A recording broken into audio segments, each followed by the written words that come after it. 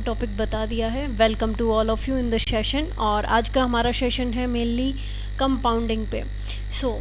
हमारी प्रेजेंटेशन जो है वो कुछ यहाँ से स्टार्ट होती है। टॉपिक है हमारा द कंपाउंडिंग। और आपने शेयर मार्केट में सबसे मेनली जब हम इन्वेस्टमेंट करते हैं या हम ट्रेडिंग करते हैं तो हम इस वर्ड को ऑलमोस्ट सुनते हैं कि कंपाउंडिंग सबसे ज़रूरी है। हमारे मैथ्स में भी ये होता है कि कंपाउंडिंग इंटरेस्ट, कि ये सबसे ज़्यादा बेनिफिशियल होता है। अब ये कैसे है और क्या ये हमारी लाइफ के अदर एस्पेक्ट्स में भी काम करता है, तो इसी पे हमारा आज का डिस्कशन है। सबसे पहले हम अपने डिस्कशन की स्टार्ट करते हैं एक कहानी से, जो कि हमने अपने स्कूल्स में सुनी है एक छोटे बच्चे के तौर पे। बहुत सारी क्लासेस में हमें वो मोरल के साथ पढ़ाई जाती है। And the story is the hare and the tortoise, और slow and steady wins the race. आप सबने ये कहानी सुनी होगी। जिसने भी सुनी है प्लीज़ कमेंट सेक्शन में कमेंट कीजिए yes that you have heard that story, the hare and the tortoise. Yes, okay, Kamal sir का आया yes, Kuldeep sir, Gary ma'am,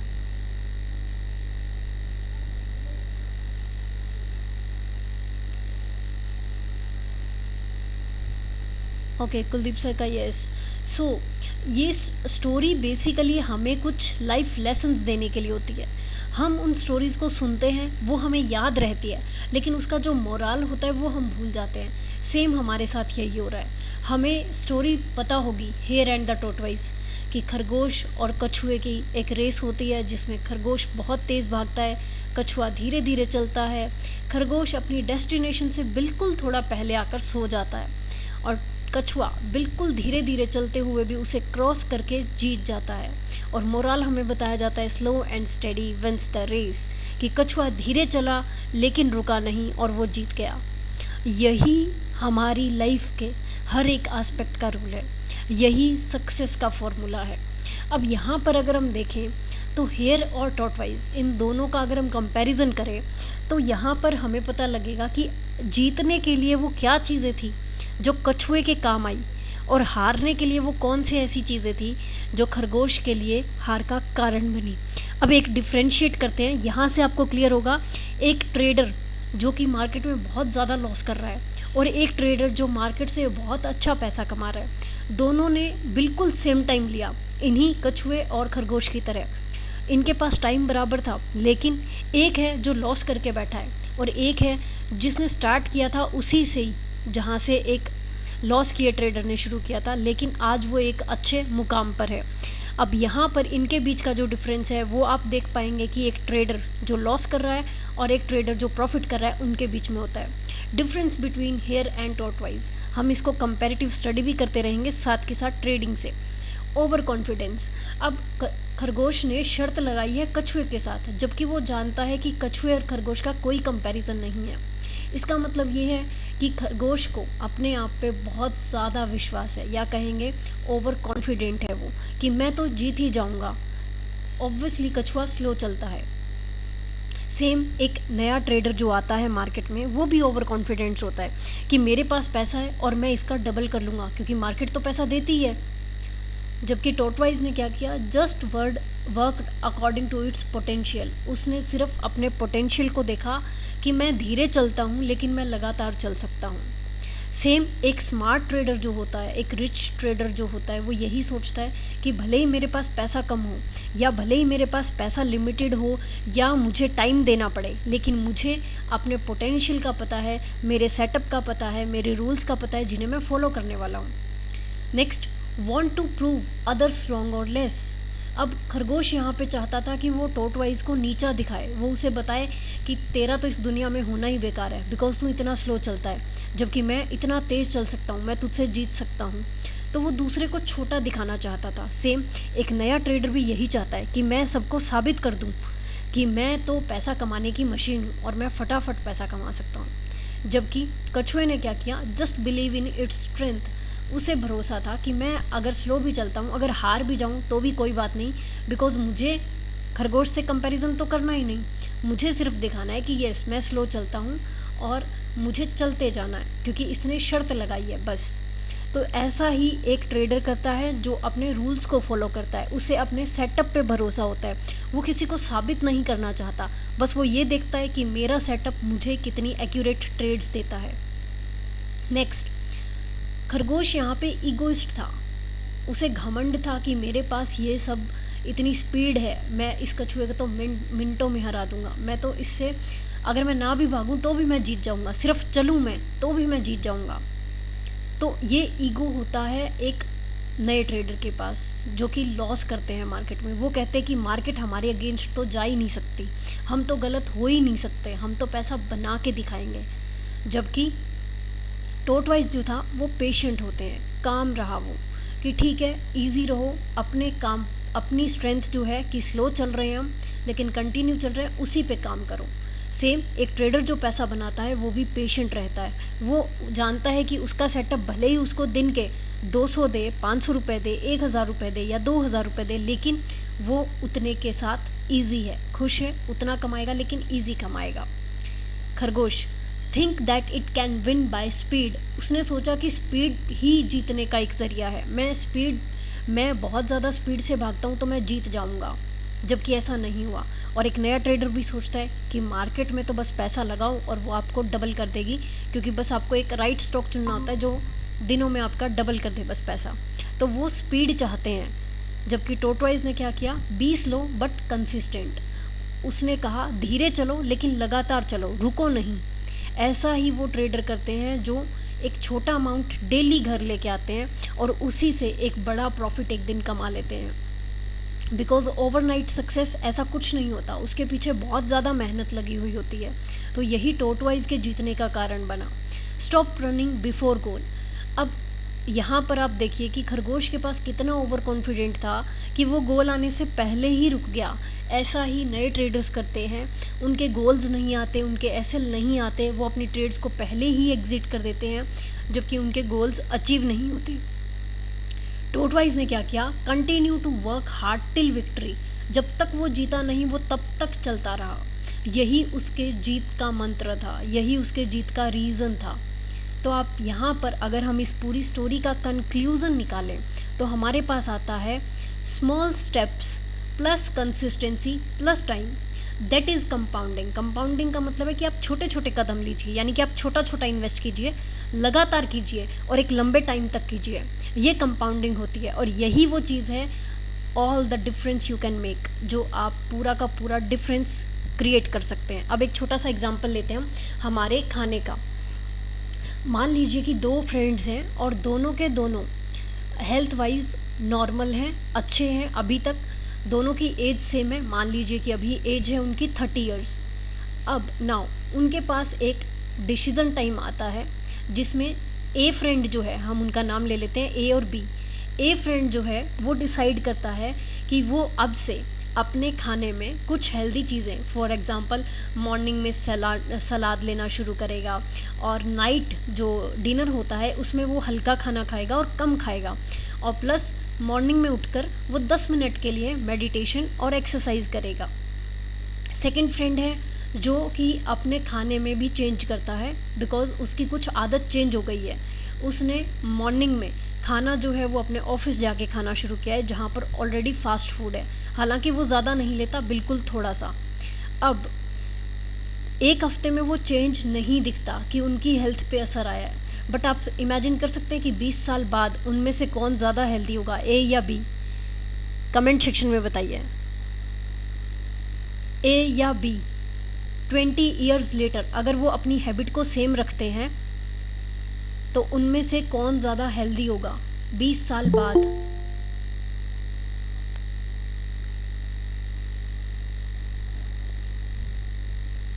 comment section में कमेंट कीजिए। आप स्टोरी समझ गए हैं, ए और बी दो पर्सन हैं, दोनों की सेम एज है 30 इयर्स, दोनों ने अपनी हैबिट में कुछ चेंज किया। ए ने अपनी हैबिट को चेंज किया जस्ट कि वो कुछ हेल्दी लेना शुरू करेगा, प्लस 10 मिनट के लिए रोज़ मॉर्निंग में एक्सरसाइज करेगा। सेकंड पर्सन ने ऑफिस जाकर अपना ब्रेकफास्ट करना शुरू किया, जो कि थोड़ा फास्ट फूड था, बिल्कुल थोड़ा लेता है लेकिन लेता डेली है। अब उन दोनों की हेल्थ क्या होगी आफ्टर 20 इयर्स? कौन ज़्यादा हेल्दी होगा, ए या बी?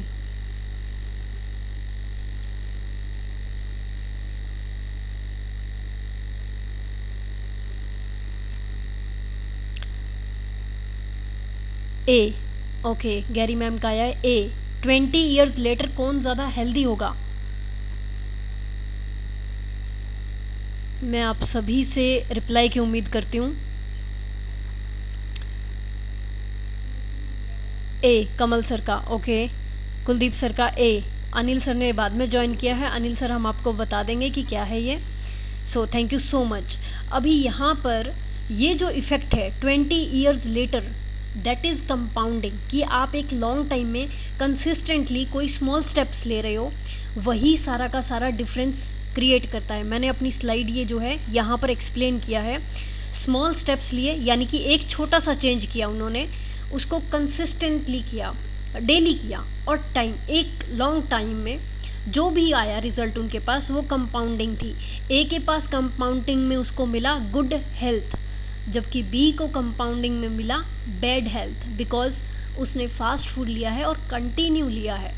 तो यही वो एक छोटे छोटे स्टेप्स होते हैं जो हमारे लिए डिफरेंस क्रिएट कर देते हैं, जो हमें सक्सेसफुल या अनसक्सेसफुल बनाते हैं किसी भी चीज़ में। अभी हम नेक्स्ट स्लाइड पर चलते हैं और वहाँ देखते हैं why don't we believe in small steps. हम स्मॉल स्टेप्स में बिलीव क्यों नहीं करते? सबसे पहली चीज़, इम्पेशेंस। हमारे अंदर पेशेंस नहीं है। क्योंकि देखिए, अगर मान लीजिए कि एक पर्सन है जिसने अभी स्मोकिंग करना शुरू किया है, उसने पहला ही सिप लिया है, उसका स्मोक करने का पहला ही लिया और लेते ही उसे चक्कर आके वो गिर गया। अगर ऐसा कुछ हो तो क्या आपको लगता है कि वो सेकंड टाइम भी स्मोक करेगा? पहली बार किसी ने स्मोकिंग किया और पहली ही सिप लेते ही उसे चक्कर आ गया और वो बेहोश हो गया, तो क्या वो नेक्स्ट टाइम जाएगा कि वापस वही वो करे? नहीं जाएगा। कमल सर और अनिल सर ने कहा बिल्कुल। तो मेनली हमारे पास क्या होता है, हमें जो रिजल्ट्स हैं वो इंस्टेंटली नहीं मिलते, वो एक लॉन्ग टाइम में दिखते हैं। दैट्स वाई हमें पता नहीं चलता कि हमारी चॉइसेस ख़राब है या अच्छी है, और हम इम्पेशेंस रहते हैं। अगर हमें तुरंत रिजल्ट मिल जाए तो शायद हम उन चीज़ों को कंटिन्यू कर पाएँ या डिसकंटिन्यू कर पाएँ। तो हम इम्पेशेंस हैं हमारे रिजल्ट्स को लेकर। दैट्स वाई हमें स्मॉल स्टेप्स में बिलीव नहीं होता। Second one is overnight success. लोगों को देखते हैं कि उन्होंने इतना पैसा कमा लिया, उनके पास इतनी सक्सेस है, और रातों रात वो हमारे सामने आ जाते हैं। तो ये भी एक रीज़न है कि हमें वो चीज़ इन्फ्लुएंस करती है, अट्रैक्ट करती है कि हम भी रातों रात सक्सेस हो जाएंगे। मान लीजिए कोई लॉटरी है, केबीसी में कोई जीत गया, इस तरीके से। बट वहाँ पर हम ये नहीं देखते कि जिसने मेहनत की है उसने कितना स्ट्रगल किया होगा, उसके कितने स्मॉल स्टेप्स रहे होंगे, उसने अपनी जर्नी किस एक छोटे से कदम से शुरू किया और उसको कंसिस्टेंट बनाए रखा है, और उसको एक कितना टाइम दिया है, तब जाके हमें वो सक्सेस दिखाई देती है। क्विक रिजल्ट्स, हमें क्विक रिजल्ट्स चाहिए। फॉर एग्जांपल मार्केट का भी हम लेते हैं, एक स्मॉल अमाउंट के साथ आते हैं या एक बिग अमाउंट के साथ, और हम चाहते हैं कि हमारे जो अमाउंट है वो 2 ही दिन में डबल हो जाए या 1 महीने में डबल हो जाए। साल तो बहुत लंबा लगता है हमें कि हमारा अमाउंट अभी तक डबल क्यों नहीं हुआ। तो हमें क्विक रिजल्ट्स चाहिए। Can't see the slow changes and results. हमें स्लो चेंजेस और रिजल्ट्स दिखाई ही नहीं देते। जैसे मैंने अभी स्मोकिंग का एग्जांपल दिया, जो पहली बार स्मोक करेगा उसको वो रिज़ल्ट और वो चेंज दिखाई नहीं देगा जो उसकी बॉडी में होगा, लेकिन अगर वो कंटिन्यू करेगा तो आफ्टर ईयर्स उसको दिखाई देगा कि उसकी हेल्थ में क्या चेंजेस आए हैं, और जो एक स्मोकिंग की उसकी हैबिट बन चुकी है, अब जो उसका बिहेवियर है वो अभी उसके लिए क्या रिजल्ट्स दे रहा है। लैक इन कंसिस्टेंसी, हम क्योंकि हमें रिज़ल्ट नहीं मिल रहे या हमें वो रिज़ल्ट्स दिखाई नहीं दे रहे, तो हम उसको कंसिस्टेंट नहीं करते, हम छोड़ देते हैं बीच में, हम उसे डिनाई करने लगते हैं। तो ये भी एक वजह है कि हम स्मॉल स्टेप्स में बिलीव नहीं करते। Don't believe in one thing. अब इसको मैं ट्रेडिंग के द्वारा ही बताऊंगी। देखिए, आपने एक सेटअप लिया, मान लीजिए वो RSI का हो सकता है, वो ट्रेंड लाइन का हो सकता है, वो सपोर्ट रेजिस्टेंस का हो सकता है वो कोई कैंडल पैटर्न हो। अब आपने उस पर ट्रेडिंग करना स्टार्ट किया, आपने उस पर 10 ट्रेड लिए, पिछले 10 दिन से आप लगातार उसी पे ट्रेड कर रहे हैं, और आपने उस पर 10 ट्रेड लिए, डेली एक ट्रेड। नाउ अब आपका उसमें जो एक्यूरेसी आया है वो आया है 7:3 का। 7 ट्रेड आपके प्रॉफिटेबल थे, 3 ट्रेड आपके लॉस में चले गए। अब क्योंकि 7 ट्रेड में आपको जो प्रॉफिट मिला है वो कुछ ज़्यादा खास नहीं था, आपको लग रहा था कि आप बहुत अच्छा कमा लेंगे, लेकिन वो नॉर्मल रहा, आप अभी भी ब्रेक इवन से थोड़ा सा ऊपर है। तो वहाँ पर वो जो बिलीव है उस एक चीज़ में वो डगमगा जाएगा, जस्ट बिकॉज क्योंकि हमें एक बड़ा चेंज नहीं दिखाई दिया और वो छोटा चेंज हमें इग्नोर कर देते हैं। तो हम उस एक सेटअप में बिलीव नहीं करते। जबकि कंसिस्टेंसी की बात क्या है, आप एक सेटअप में बिलीव कीजिए, उसी पर आप 100 ट्रेड लीजिए, उसी पर 1000 ट्रेड लीजिए और सोचिए कि आपका रिजल्ट क्या होगा। तो आपको थोड़ा विजनरी होना होगा अपने रिजल्ट्स को लेकर, अपने सेटअप को लेकर। Easy life, next one is, हम अपनी लाइफ को ईजी चाहते हैं, जबकि स्मॉल स्टेप्स क्या है, एक लॉन्ग टर्म की बात है। एक लॉन्ग टर्म में आप जितने स्टेप्स लेंगे वही आपको रिजल्ट देंगे, जबकि हम चाहते हैं एक इजी लाइफ हो, फटाफट क्विक रिजल्ट मिल जाए, क्विक सक्सेस मिल जाए और लाइफ इजी रहे। हम हार्ड लाइफ नहीं चाहते, जबकि हार्ड लाइफ आएगी, इजी लाइफ आएगी एक हार्ड लाइफ से निकलने के बाद। क्योंकि किसी ने बहुत अच्छा लिखा है कि ज़िंदगी को समझने के लिए, आसान बनाने के लिए पहले समझना पड़ता है। ज़िंदगी तभी आसान होगी जब हम इसे समझ जाएंगे। तो और हम समझेंगे कब, जब हम अपनी पूरी की पूरी जान इसमें लगा देंगे इसको समझने के लिए, खुद से प्रश्न करेंगे, खुद के बिहेवियर को नोटिस करेंगे, खुद के चॉइसेस को देखेंगे, तब जाकर हमें समझ में आएगा कि हम क्या कर रहे हैं और लाइफ को इजी करने के लिए हमें किन किन चीज़ों पर काम करना है। So the process of change या the process of getting what we want, हमें जो चाहिए, पहली बात तो आप यही क्लियर कर लीजिए कि हमें चाहिए क्या। खुद से पूछिए, लिस्ट बनाइए कि आपको क्या करना है, क्या चाहिए, कितने टाइम में चाहिए। The process of getting what we want, अब उसका प्रोसेस क्या है। सबसे पहले वी कैन चूज़, हमारे पास चॉइसेस होती है हर बार। फॉर एग्जांपल, अगर मैं आपके सामने अभी ऑफ़र कर दूं कि एक बर्गर है और एक साइड में आपके पास रोटी और दाल है, आप उनमें से क्या लेंगे? आपके पास चॉइस है, आप चूज़ कर सकते हैं। So making choices leads to, अब जब हम चॉइस कर लेते हैं, मान लीजिए आपने रोटी दाल चुना है या आपने बर्गर चुना है, वो आपके हाथ में था, वो किसकी तरफ ले जाएगा? आवर बिहेवियर, हमारा बिहेवियर बना देगा। मान लीजिए आपने आज रोटी दाल चुन लिया या आपने बर्गर चुन लिया, वो आपके एक बिहेवियर को क्रिएट कर देगा। सेम एज़ ए और बी, जो हमने पर्सन्स लिए थे, पहले ने कहा कि मैं एक्सरसाइज करूँगा और हेल्दी फूड लूँगा, लाइट फूड, और सेकंड ने कहा कि मैं ऑफिस जाऊँगा और वहाँ पे फास्ट फूड लूँगा। उन दोनों की वो चॉइस थी और उन्हीं दोनों चॉइस ने उनके बिहेवियर को बनाया। That leads to our habits, और उन्हीं से उनकी हैबिट्स बन गई। पहले की हैबिट बन गई कि मॉर्निंग में एक्सरसाइज करें और हेल्दी फूड खाएं।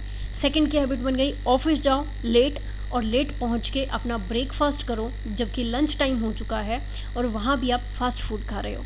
इन अ लॉन्ग टर्म 20 ईयर्स तक उन्होंने वो कंटिन्यू किया and that leads to our results, और वही उन्हें रिजल्ट दे के गया 20 साल बाद। दैट वी समहाउ वांट और नॉट, ए जो चाहता था उसको वो रिजल्ट्स मिले बिकॉज उसने अपनी चॉइसेस सोच समझ कर ली, एंड बी उसको वो चॉइसेस मिली, उसको वो रिजल्ट्स मिले जो वो नहीं चाहता था बिकॉज उसने वो चॉइस सिर्फ अपने इजी लाइफ के लिए ली। सो चूज़ वाइजली, जब भी आपके पास चॉइस का मौका आए, आप दो चीज़ों के बारे में चुन सकें तो चूज़ वाइजली। अपने आप से पूछिए कि अगर ये चीज़ कंटिन्यू रही या एक लॉन्ग टर्म तक रही, कंसिस्टेंट रहा मैं इस चीज़ पर, या रही मेरा बिहेवियर बन गया ये, या मेरी हैबिट बन गई, तो लॉन्ग टर्म में इसका रिज़ल्ट क्या होगा। और यही ट्रेडिंग का भी है। ट्रेडिंग में हम आज मान लीजिए ये सोचते हैं कि आज ओवर ट्रेडिंग कर लेते हैं, आज लॉस हो रहा है, चलो आज 5 ट्रेड ले लेते हैं। रोज़ मैं 3 लेती हूँ लेकिन आज 5 ले लेते हैं, और आज 5 लेने के चक्कर में मैंने चॉइस तो कर लिया, वही मेरा बिहेवियर बन जाता है। कल फिर लॉस होगा और कल फिर 5 से 7 ट्रेड हो जाएंगे एंड धीरे धीरे वही मेरी हैबिट बनती जाएगी। बिकॉज मार्केट में कब लॉस हो रहा है, कब प्रॉफिट हो रहा है, वो आपके हाथ में नहीं है। आपके हाथ में सिर्फ आपका सेटअप फॉलो करना है, और आपका रिजल्ट क्या होगा? A bad trader.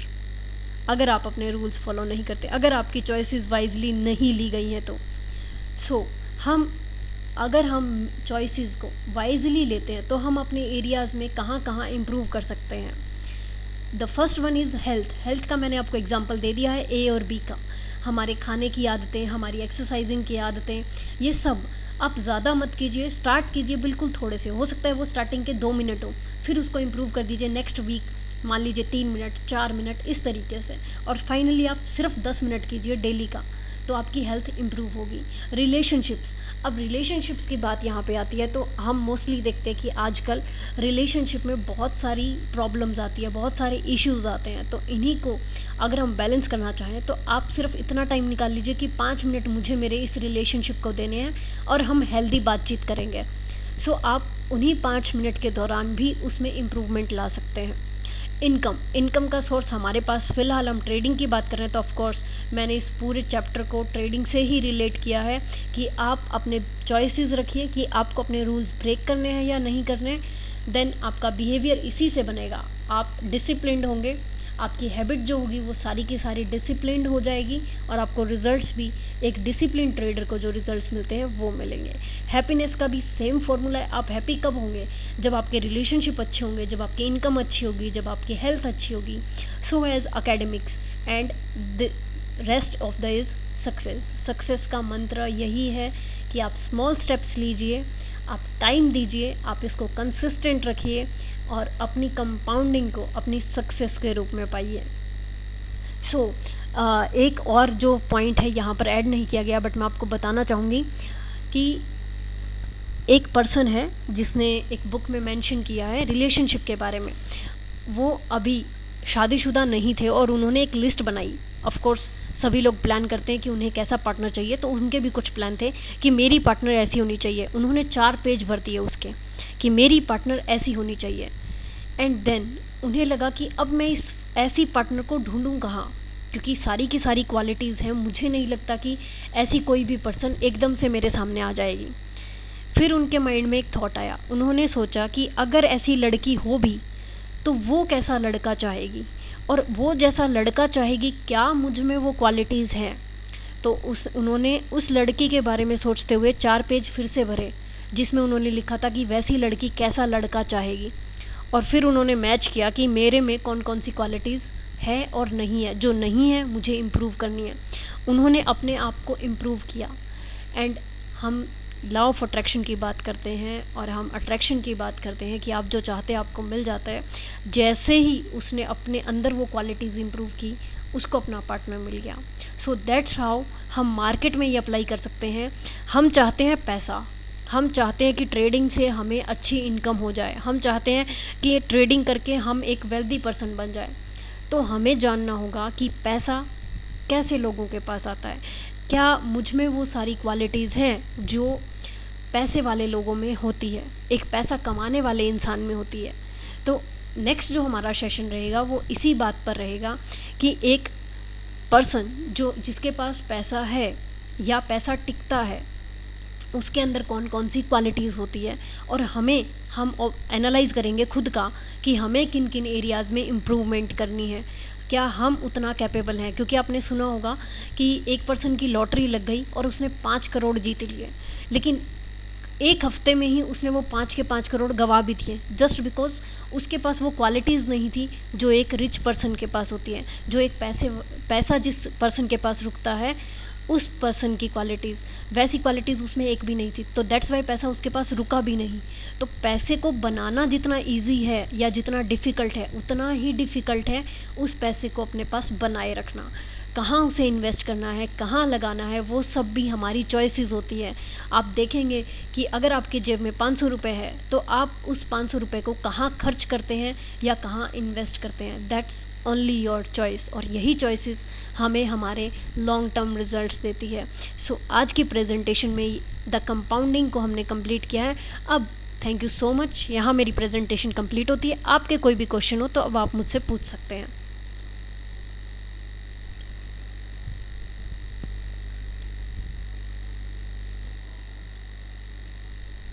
Thank you ma'am, all clear. Thank you गैरी मैम।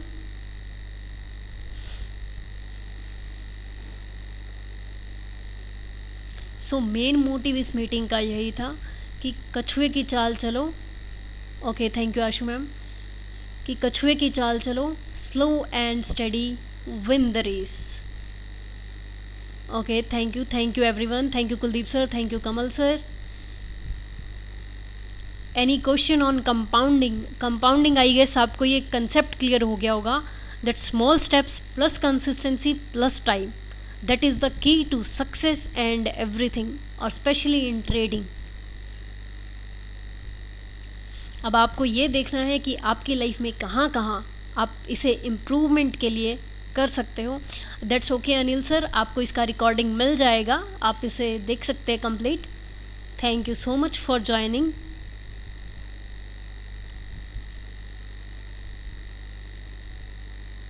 सो अगर आपके कोई क्वेश्चन नहीं है तो हम मीटिंग को लेफ्ट कर सकते हैं।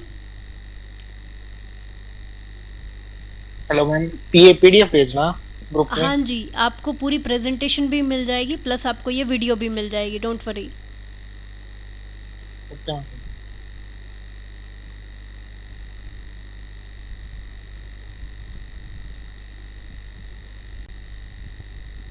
Okay, thank you so much, bye.